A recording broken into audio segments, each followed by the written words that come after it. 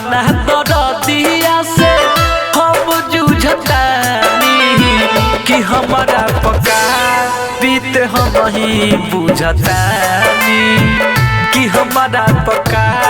बीत हम ही बुझतानी कि कवना दरदिया से हम जूझतानी कि कवना दरदिया से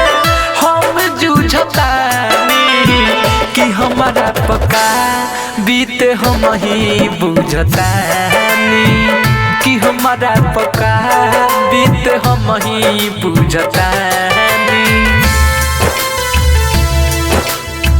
कि हमारा पका बीत हम ही बुझतानी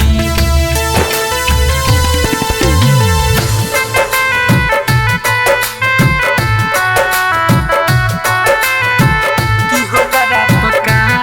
बीत हम ही बुझतानी दिल्ली में रहे वाला चल गइल दूर हो रोवतानी होके आज हम मजबूर हो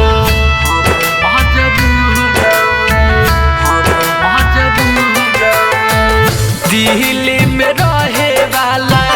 चल गइल दूर हो रोवतानी होके आज हम मजबूर हो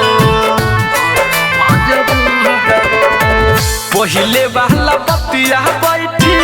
बैठी सोचता है पहिले वाला बतिया बैठी बैठी सोचता है कि हमारा पका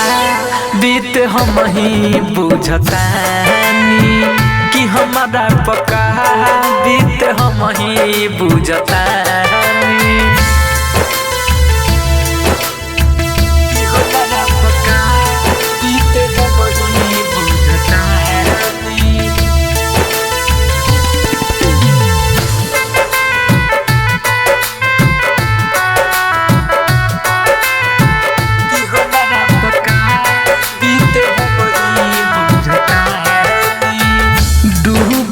सूरज जैसे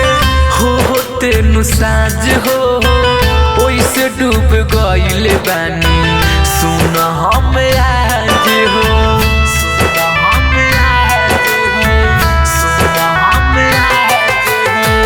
डूबेला सूरज जैसे